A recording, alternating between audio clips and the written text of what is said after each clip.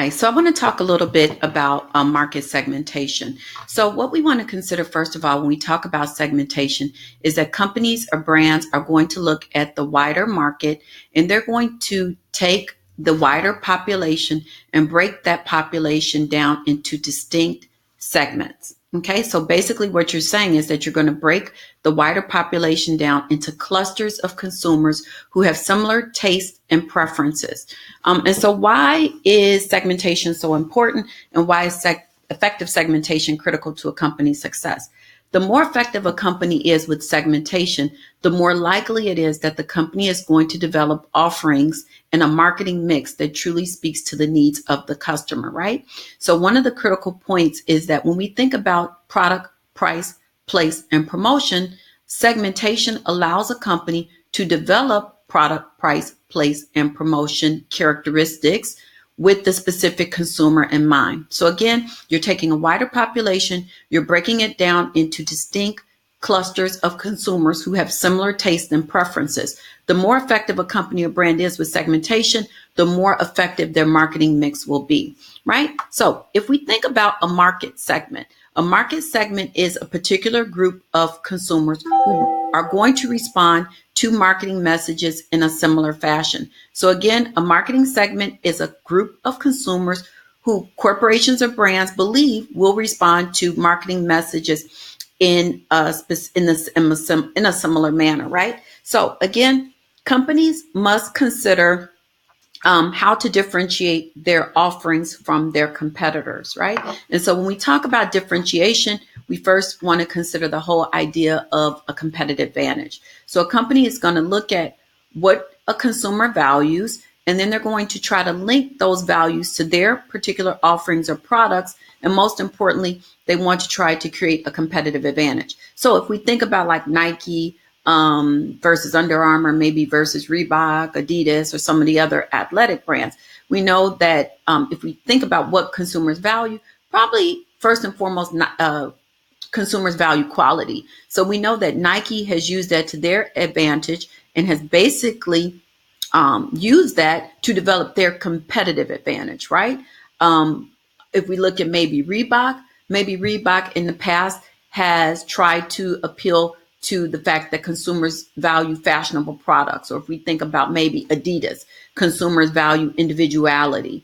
If we talk about maybe Under Armour, consumers value innovative fabric, or the fabric that is sweat resistant, etc. So again, brands want to look at what consumers value, and they want to incorporate those values or link their specific product offerings or attributes to those values in order to develop and promote a distinct competitive advantage, right?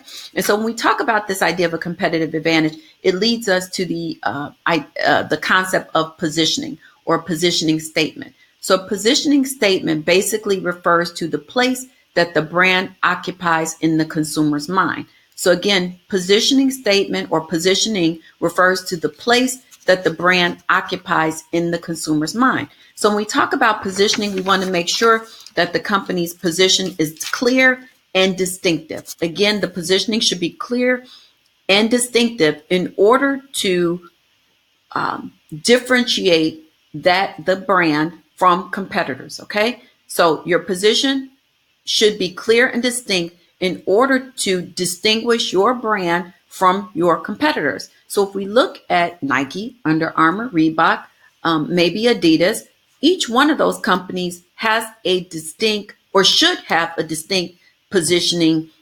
strategy. Probably, I don't know if you guys would agree, but I'm thinking maybe Reebok has struggled the most in terms of having a clear and distinct positioning strategy. If we talk about, again, the brands that I mentioned, Nike probably, I think, has the most clear and distinct position with respect to consumers. Most consumers automatically associate Nike with quality, right? If we think about Adidas and maybe we look at some of their commercials, Adidas now seems to be venturing off into individuality, right? Adidas is very much focused on athleisure and trying to tap into that market. So again, it behooves companies to try to have a distinct or occupy a distinct place in the consumer's mind in order to be successful. So if we look at some of the taglines for popular companies today, we want to consider the fact that the tagline generally is derived from the company's positioning statement. So the tagline is going to speak to the company's competitive advantage. So Pepsi's tagline or slogan is "Live for Now." Panera is "Food as it should be."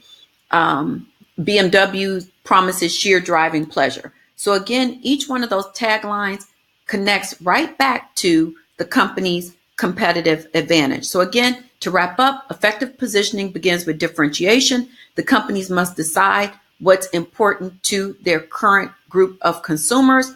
What do they value? And they must decide how they can link their particular product offerings to those values that the consumers consider to be most important. And how do they develop a competitive advantage around those specific values? So if we talk about Walmart has linked their positioning strategy to the importance that consumers place on cost savings, right?